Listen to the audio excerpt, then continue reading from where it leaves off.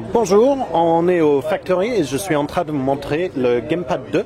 C'est la première fois qu'on le montre au public aujourd'hui. Donc voilà le Gamepad 2. Si vous connaissez le Gamepad 1, je vais couvrir les principales améliorations. Déjà son écran que vous pouvez voir là, on est sur un écran HD, donc 1280 x 800 en IPS. Ensuite, un autre critique majeure du Gamepad 1, c'était sa batterie. Là, on est sur une batterie beaucoup plus grande, qui est de 5000 mAh. Donc, c'est la même taille de batterie qu'on mettra dans une tablette 10 pouces, cette fois dans le 7 pouces, qui est le Gamepad 2. On a complètement revisité...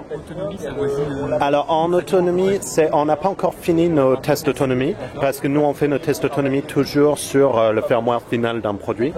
Mais on a certains fans et journalistes qui ont le produit, qui disent qu'il fait à peu près 9 heures en décodage vidéo HD avec luminosité médium et Wi-Fi éteint.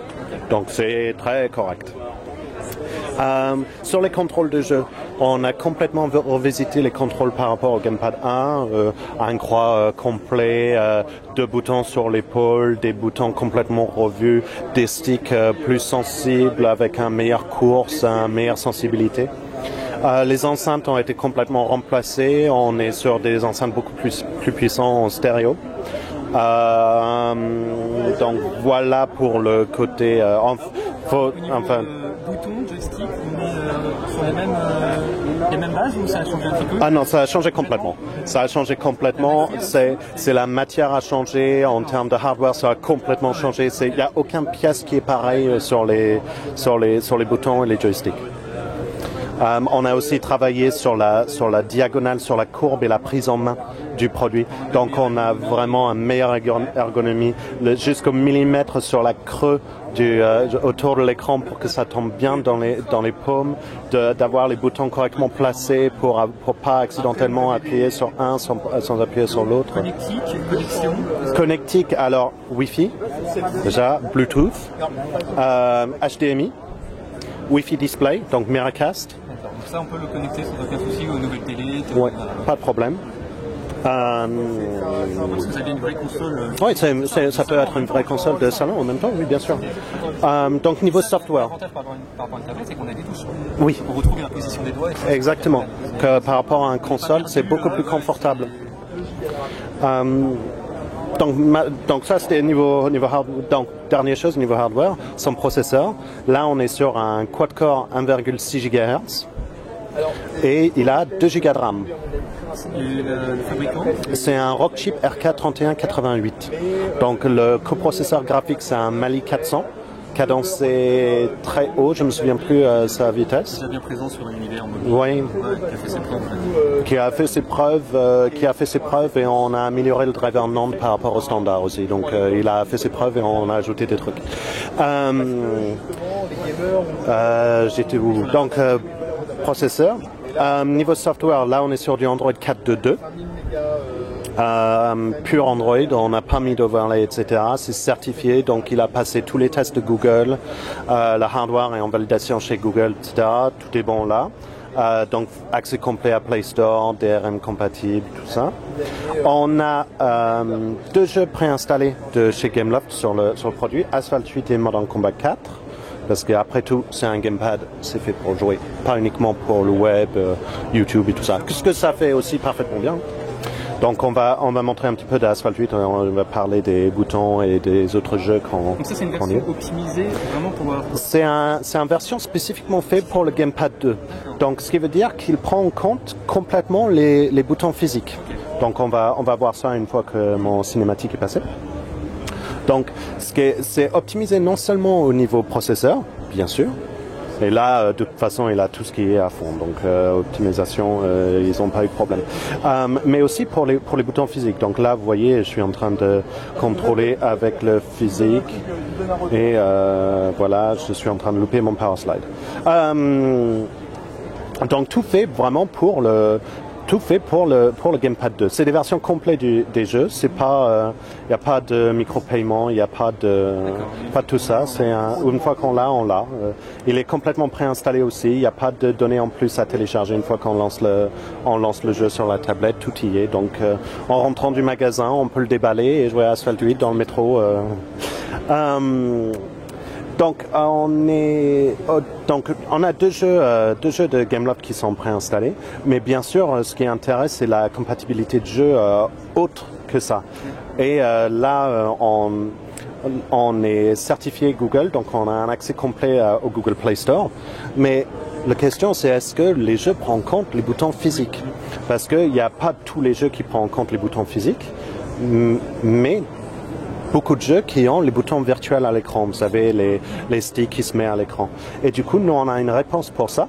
Je vais lancer un jeu Zombie Wood de Gameloft qui n'a pas été fait pour les boutons physiques à la base. Mais grâce à un logiciel Arcos qui s'appelle l'Arcos Mapping Tool, on va pouvoir jouer au jeu avec les boutons physiques du Gamepad. La jouabilité, enfin la maniabilité. Exactement. Alors, si je fais continuer, non, pas lui. Voilà. On y va. Non, je ne veux pas. Voilà. Donc là, je vais lancer le Mapping Tool. Comme ça, vous pouvez voir comment il marche. Là, je viens d'éteindre. Non, là, je viens de l'allumer. Là, je viens d'éteindre.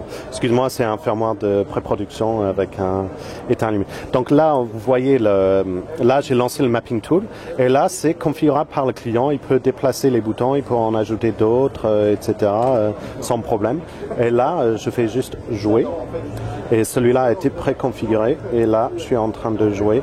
Vous voyez, les sticks sur l'écran sont en train de tourner. Exactement. Donc, ce qui veut dire que tous les jeux... On se dit pas, on risque de bloquer ou quoi que ce soit avec les jeux... Pas du tout. Donc, forcément, après vient la question de où sont tous ces bons jeux. Parce qu'avec 500 000 applications maintenant... Sur le site d'Arcos, est-ce que c'est prévu d'un petit peu de référencer Il y a même une application inclue dans le Gamepad qui liste tous les jeux que nous on a testés, voilà, c'est ça. Qu'on a validé par... Exactement. Alors dans le listing maintenant on est plus que 500, mais c'est une application web donc on en ajoute tout le temps. Donc il y a du FIFA 14 dedans. Exactement. Voilà, Gameloft, à part ces deux jeux, Gameloft, alors on a la back catalogue. On a des titres qui sont compatibles. J'ai pas toute la liste en tête. Et des grands jeux à venir qui vont être des versions faites spécialement pour le Gamepad. Donc où il n'y a pas les boutons tactiles qui viennent sur l'écran. Donc Modern Combat 5 par exemple. Est-ce qu'on peut coupler deux Gamepads ensemble? Est-ce que ça fonctionne? Alors ça dépend du jeu, bien sûr. Donc Asphalt 8 par exemple, il suffit d'avoir un borne Wi-Fi, on peut jouer en multijoueur en local. Modern Combat 4 pareil. Mais vraiment ça dépend du jeu. C'est pas le hardware qui le dépend, c'est le jeu en elle-même. À l'arrière, sur la partie arrière? À l'arrière, pardon. À l'arrière, on est sur une surface plastique texturée pour avoir une meilleure prise en main. On a l'emplacement pour la carte SD, pour la carte micro SD sur le dos en bas. Parce que il prend des cartes micro SD jusqu'à 64 Go et il fonctionne avec du Up2SD. Donc, si le développeur a mis la possibilité de mettre son application ou les données de son application sur la carte SD, ce que la plupart des grands éditeurs font maintenant, ça fonctionne parfaitement bien avec. Donc, le Arcos Game Zone que je vous disais, qui montre les jeux qui sont compatibles. Et bien sûr, ça reste une tablette, donc pour vos mails, pour Internet, pour YouTube, pour tout. Comme ça, un produit Android. Oui, exactement, comme un Android classique. Donc, c'est disponible à la fin du mois et dans les magasins courants du mois de novembre pour 179 € pour la version 8 Go et autour de 200 € pour la version 16.